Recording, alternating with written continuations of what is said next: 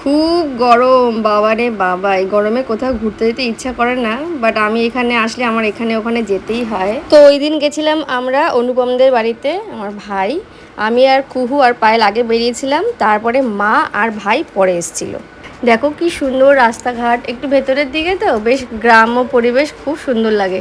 আর কত জিনিস, এই যে খেজুর, কত যুগ পরে দেখলাম, নিচে পড়েছিল, মনে হচ্ছিল তুলে তুলে খাই সেই ছোট্টবেলার মতন। আর এই যে আমাদের সোনা, এনাকে দেখার জন্য আমাদের এত তাড়াহুড়ো করে আসা। তারপরে যাওয়া রীতি খাওয়া দাওয়া।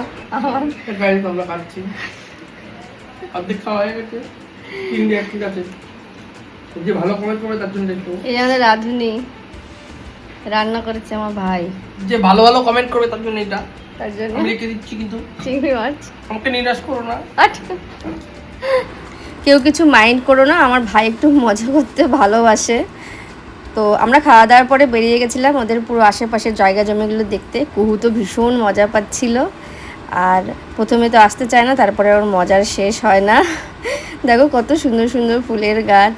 এবার তাল গাছ দেখলাম, তোমাদের সঙ্গে সবার সঙ্গে শেয়ার করবো, তোমরা তো দেখেছো, বাট আমার এইসব জিনিসগুলো দেখলে বেশ মজাই লাগে, অনেক দিন পর পর দেখি তো। এগুলো ছোটবেলার টমেটো ফল, এগুলো আমার টমেটো বানাতাম, খেলতাম, মা কি সুন্দর লাগছে। ওদের বেশ অনেকগুলো আম গাছ, আর সবকটা আম গাছে আম ভরা, একদম ভরা, আর অনেক ধরনের আম গাছ। আর দেখো আমার ভাই যেই দেখে আমি ক্যামেরা করি সেই পোস্ট দেয়, আরও ভাবে আমি পোস্ট করব না, কিন্তু আমি সত্যি সত্যি পোস্ট করেই দেবো এবার। তারপরে দেখে যদি আমাকে বকবে তুই কেন পোস্ট করলি, সেটা পরে দেখা যাবে। তোমাদের সঙ্গে ব্লগটা পুরোপুরি শেয়ার করলাম, ভালো লাগলে অবশ্যই লাইক কমেন্ট করো, টাটা। টুকি টুকি টুকি,